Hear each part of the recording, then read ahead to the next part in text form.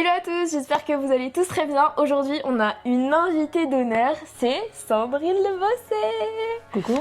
Elle est déjà apparue sur ma chaîne YouTube il y a 1 an et demi, 2 ans, pour la sortie de son premier livre. Et là, elle sort son second livre, donc on s'est dit, on va pointer les news, on va faire un petit update de ce qui s'est passé. Et c'est parti dans cette nouvelle vidéo.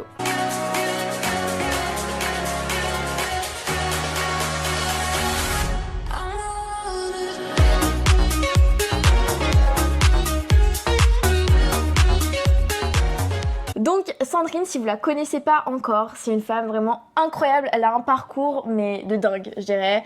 Non mais entre tous les événements, tous les traumatismes que tu as vécus, tu les as relatés dans ton premier livre, Le poids de ma première vie, et là tu décides de continuer dans ton parcours d'auteur conférencière, et c'est quand même assez fou, il s'est passé quand même des choses en 2 ans. On va pouvoir revenir là-dessus, et maintenant elle sort son second livre, donc on va en parler ensemble. Mais dis-nous avant tout, qu'est-ce que tu fais actuellement, qui es-tu et comment est-ce que tu évolues? Alors effectivement, justement, Mélie, tu m'avais dit quelque chose à l'époque, et à l'époque ça me paraissait un petit peu, je l'écoutais, mais sans trop y croire, en disant qu'un livre, ça changeait la vie. Et effectivement, mon premier livre a changé ma vie, parce que surtout, je l'ai écrit à un moment où j'étais complètement perdue, j'étais en burn-out, je savais ce que je ne voulais plus faire, par contre, je ne savais pas ce que j'allais faire. Et du coup, ce livre, d'autant plus un récit autobiographique, donc je me disais, mais qui ça va intéresser? J'avais ce petit syndrome de l'imposteur que Mélie a su gérer en me disant, mais justement, tu as un passé, tu as un vécu, et l'histoire de chacun, ça apporte quelque chose forcément, d'autant plus, comme tu l'as dit, avec des traumas. Et ça a été le cas, et j'ai eu beaucoup de retours. Et en fait, maintenant, je suis devenue, je me suis spécialisée, je suis experte en violence sociétale envers les femmes. Alors, bien évidemment, on rentre pas par hasard dans ce domaine-là, parce que je suis moi-même survivante de violences conjugales. Et je savais qu'un jour, j'allais aider. Mais pour ça, il fallait déjà être reconstruite, il fallait déjà être forte. Tu peux pas aider quelqu'un si toi-même tu vas pas bien. C'est quelque chose de difficile, c'est quelque chose de lourd. Donc déjà, je me suis beaucoup engagée dans l'associatif, notamment avec l'association Imani. Ça va faire bientôt 2 ans.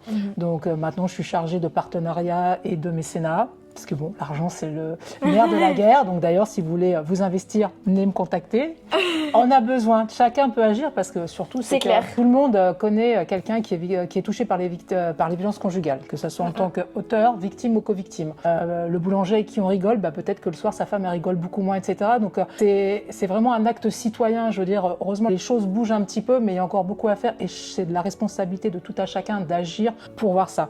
Donc c'est comme ça, en fait, lors d'une séance de dédicace de mon premier livre, parce qu'il y a un chapitre qui parle des violences conjugales, parce que c'est mon chemin. Ce livre reprend un petit peu les différents traumas que j'ai vécu dans ma vie. Et j'ai beaucoup de femmes qui m'ont dit, toi, tu as pu raconter ton histoire, tu as de la chance. Alors non, c'est pas de la chance, c'est un investissement. J'ai pris Mélie, qui m'a accompagnée, c'est un investissement d'argent, de temps, de travail, etc. Et que j'en suis vraiment ravie, parce que ça m'a fait aussi le plus grand bien, parce qu'en partageant, ça permet aussi de guérir un peu ces traumas, et je pense que ça y a vraiment joué. L'écriture a vraiment un côté cathartique, quand même, et d'autant plus que maintenant j'interviens, etc. et je vois vraiment la différence.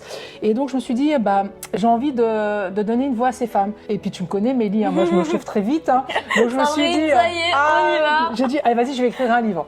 Alors heureusement que je ne savais pas où j'allais, parce que sinon je pense que je l'aurais jamais écrit. Il m'a donné quand même beaucoup de mal. Ça fait presque 2 ans que je suis sur ce livre, mais bon, par contre aujourd'hui je suis extrêmement fière, parce que... Et donc c'est un livre de quoi? Parce que tu nous dis 2 ans. Pardon, Ce second livre. Alors ce second livre, en fait, c'est un outil de sensibilisation aux violences conjugales, parce que c'est aussi mon chemin, et parce que là, en 2023, les derniers chiffres, il y a plus de 271 000 femmes, et encore, c'est celles qui sont identifiées. Le chiffre est bien plus haut, le chiffre noir est bien plus haut, qu'une femme en meurt tous les 2 jours et demi. Là, le mois de janvier n'est même pas encore terminé, qu'il y a déjà 3 féminicides.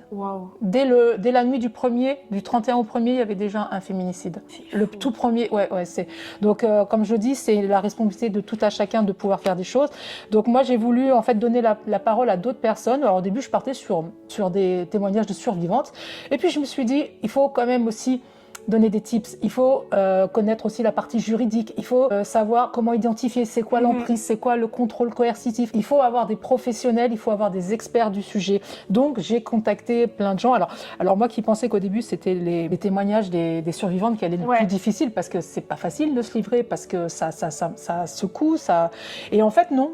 J'ai 10 survivantes qui ont témoigné, mais franchement, j'ai été super étonnée. Et franchement, ça s'est fait parce que, bien évidemment, dans la bienveillance, en respectant ce qu'elles pouvaient donner, ne pas pousser, il faut respecter la temporalité de chacune, etc., d'où elles en sont dans leur chemin, dans leur cheminement. Mais franchement, très simple. Par contre, les professionnels, beaucoup plus compliqués. Il y en a qui m'ont perdu quand même beaucoup de temps parce que au début, oui, puis après, plus de son, plus d'image. Mais c'est pas grave. On y est arrivé. Non, surtout, c'est qu'en fait, ça a été remplacé par d'autres qui sont beaucoup plus pertinents. Et comme je dis, les gens qui veulent vraiment faire des choses trouvent une solution. J'ai des professionnels qui sont extrêmement occupés, qui ont pris le temps. Je pense par exemple à Maître Marcovici qui m'a reçu dans son cabinet dans le 17e, qui est avocate et qui s'est spécialisée en droit de la famille, notamment défendre les femmes victimes de violences. Voilà, qui m'a accordé plus d'1 heure dans son cabinet. Voilà, 1 heure d'un avocat, ça coûte très très cher et elle l'a fait vraiment gracieusement de cœur. Donc des gens l'ont fait. Donc c'est pour ça que ça donne aussi des tips et surtout c'est important. C'est vraiment un outil de sensibilisation ce livre. Autant le premier était sur moi, centré sur moi, sur mon histoire. Là, c'est pas mon histoire. Là, c'est l'histoire d'une vingtaine de personnes, que ça soit des survivantes ou des professionnels. Vous avez forcément quelqu'un dans votre entourage, peut-être que parce qu'il y a aussi toutes les victimes collatérales. Ouais. Tu vois, voilà, moi je sais qu'à une époque, ma sœur, je me suis fâchée avec elle parce qu'elle comprenait pas que je parte, que je revienne. À un moment, elle me dit oui, t'aimes ça y retourner? Bah non, j'aime pas ça, machin et ça. Et on s'est fâchés. Comment réagir? Vous avez quelqu'un, je sais pas, votre sœur, votre mère, votre même une amie, même une connaissance, une connaissance, une voisine, pas forcément la famille. Comment réagir? Déjà, parce que comment réagir sans juger, sans donner des conseils où tu devrais faire ci. À un moment, il faut déjà, faut pas juger. Il faut comprendre aussi la temporalité de chaque victime parce que c'est compliqué. Il peut y avoir des allers-retours, ça ne veut pas dire que c'est un échec, mais parfois on a besoin. Moi, je suis partie plusieurs fois avant de partir définitivement, donc c'est pour ça qu'il faut savoir comment s'y prendre. Parce que sinon, la personne peut se braquer, ça coupe le lien et elle se retrouve encore plus isolée. Donc voilà, c'est des ressources qui sont vraiment très utiles. Et on a tout dans le livre de Sandrine. Elle a fait le travail pour vous, elle a fait toutes les recherches,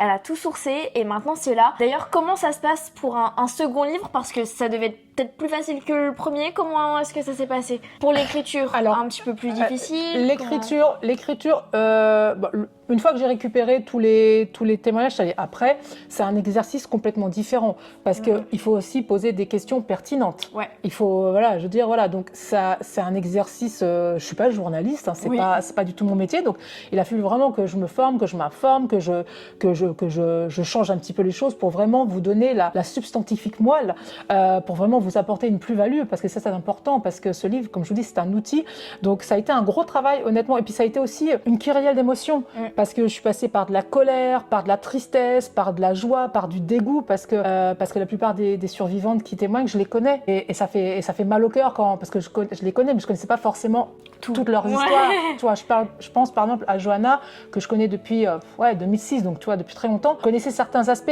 mais quand on a discuté, c'est une maman courage, c'est extrêmement difficile et vraiment, elle a eu beaucoup de courage et je pense que c'est quelque chose aussi qui l'a aidée parce qu'elle porte tout toute seule. Elle a 2 petits bouts qui ont été quand même bien abîmés parce que la violence de son ex-mari sur elle, mais aussi sur les enfants, tu vois, c'est compliqué parce que les enfants sont également des victimes, hein, contrairement à ce que certaines pensent. Oui, mais les enfants ne sont pas là, les enfants n'ont pas entendu, les enfants ils peuvent en boule sous le lit, dans la chambre, ils entendent, ils sentent, ils savent, ils sentent les tensions et ça les abîme beaucoup. Donc j'ai justement l'avis d'experts qui explique tout ça, donc c'est important. Et là, qu'est-ce que tu comptes faire du coup après la sortie de ce livre? Qu'est-ce qu'il y a de prévu comme évolution pour toi? Du coup, je pense qu'il y a plusieurs choses. Il y a plusieurs choses. Alors, parce que ce livre, par rapport au premier, évidemment, le ton n'est pas du tout le même. Le premier, bon, il est un petit peu... le style, on met un peu d'humour, il est un peu abrasif.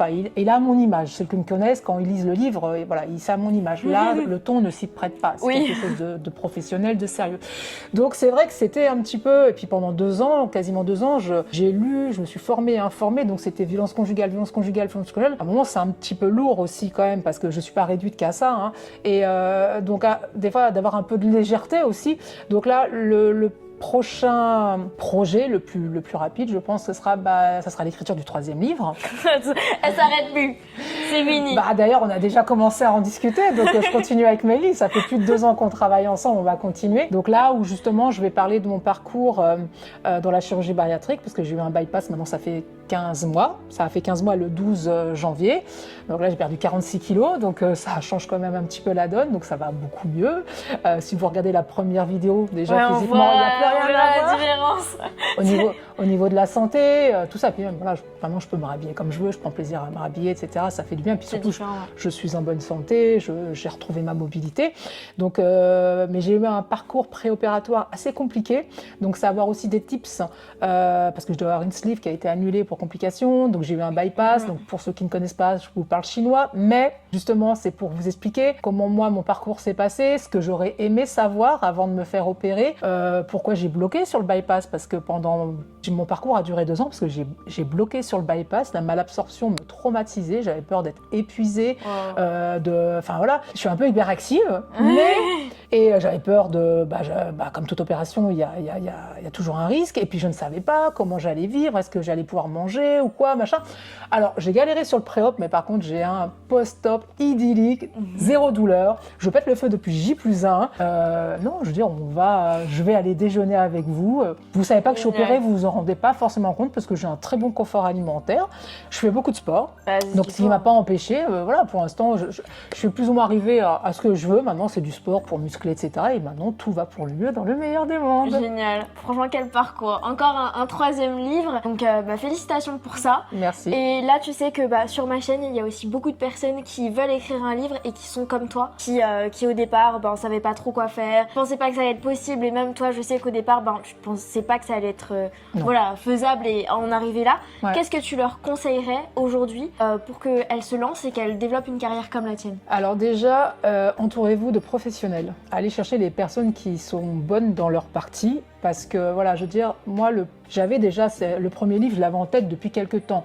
Mais toute seule, en plus moi c'est le bazar dans ma tête, il y a 50 millions qui fusent tout le temps, donc moi il faut me structurer. Et Mélie, elle a fait un gros travail là-dessus, parce qu'une fois que c'est structuré, après moi j'ai pas de difficulté avec ça, j'écris vite. Par contre, il faut que je sache où je vais, parce que donc Mélie elle m'a structuré avec le plan et franchement j'ai écrit extrêmement facilement. Donc prenez les personnes qui sont bonnes, qui connaissent leur job. Donc c'est pour ça que moi je fais confiance à Mélie. J'ai fait le premier livre avec Mélie, j'ai fait le second livre avec Mélie, je ferai le 3e livre avec Mélie et j'ai une idée de 4e livre avec Mélie. Bon, par contre là c'est un exercice totalement différent, donc je ne sais pas comment je vais, mais je sais déjà moi. C'est un roman. Voilà. Mais c'est pas du tout la même. Mais en même temps, ça c'était pas la même façon d'écrire que le premier. Tu vas te prêter à l'exercice. On monte en compétence. J'adore apprendre des choses. Je suis une projecteur, donc j'adore apprendre des choses. Donc je ne sais pas combien de temps il mettra, mais pas grave. Pour l'instant, on chemine. Voilà. Ça se fait progressivement. Génial.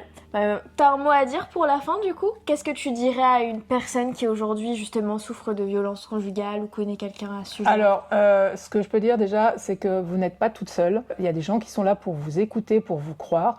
Moi, toute seule, je n'aurais jamais pu m'en sortir. C'est au moment où on commence à parler. C'est pour ça que le sous-titre de mon livre s'appelle « Briser le silence des violences conjugales ». Ce n'est pas de votre faute. Rien ne justifie qu'on vous maltraite, qu'on vous insulte, qu'on vous contrôle. Quoi que vous fassiez, vous ne méritez pas ça, personne ne mérite ça. Et surtout, c'est punissable par la loi. Il y a encore beaucoup de travail, mais les choses avancent. Donc, c'est à partir du moment où vous allez commencer à parler que les choses vont changer. Et il y aura toujours quelqu'un pour vous tendre la main. Si moi, j'ai pu m'en sortir, vous pouvez aussi vous en sortir, mais pour ça, il faut commencer à parler. Ouais. Sans ça, on peut rien faire malheureusement. Et après, vous finirez par écrire des livres comme Sandrine et en faire une force. Tu sais, en même temps, moi je disais toujours, et c'est la même chose pour le premier où je parle de mes problèmes d'obésité, de blessures de l'enfance, parce que j'ai eu des TCA, enfin j'ai eu plein de choses, et je refuse en fait que mes traumas me volent ma vie. Donc, comme je dis, même avec de mauvaises cartes, on peut jouer une belle partie parce que j'ai pas eu un très bon jeu. J'ai même eu un jeu très pourri, mais après, c'est vous qui faites votre partie. Donc oui, il y a des choses qui sont compliquées. J'ai pas le monopole de la misère, des drames. Voilà, après, c'est ce que vous décidez de faire votre vie. Est-ce que vous voulez rester une victime toute vos vies, subir, ou soit vous agissez Donc voilà, c'est pas facile, mais là aussi, en s'accompagnant de professionnels, les choses, elles avancent. Alors, c'est même pas tant travailler sur soi, c'est une connaissance de soi, comment vous fonctionnez, parce qu'en fait, les blessures, moi, les traumas que j'avais, les blessures que j'avais, c'était des failles et qui attirent justement des prédateurs, parce que eux, forcément, ils voient les failles, ils s'engouffrent tout de suite dessus. Donc, connaître, identifier ces blessures, travailler dessus, savoir comment on fonctionne, bah, déjà, vous n'êtes plus du tout la même personne, vous n'êtes plus une proie, vous n'êtes plus aussi vulnérable, et c'est là que vous avancez. Donc, autre idée, tu me disais peut-être qu'est-ce qu'il y a d'autre comme projet, peut-être aussi voir, peut-être pour faire de la formation, pour justement aider, voilà, donc avoir petit à petit, alors ça, continuer à sensibiliser, oui. Ça, c'est toujours. sûr. Parce qu'on m'a déjà dit que voilà, tu m'as sauvé la vie avec mon premier livre. Je sais qu'il y a des choses qui résonnent beaucoup. Je sais que ce livre va aider beaucoup de personnes. Je sais qu'il va résonner. Et vous savez, il suffit d'un mot. Il y a un déclic qui se passe là. Vous ne savez pas ce que vous pouvez changer. Donc moi, j'ai une personne qui m'a demandé est-ce que je peux te mettre en relation avec une femme qui justement est en plein dedans et c'est compliqué. Et voilà, qui était complètement désarmée, qui avait plus d'espoir, on a discuté, etc. Je l'ai mis en relation avec une association qui d'entraide pour les victimes. Du coup, je l'ai mis en relation avec Maître Marcovici, justement, qui témoigne dans mon livre, qui va s'occuper d'elle. Et aujourd'hui, elle a retrouvé de la force, elle a retrouvé de l'espoir.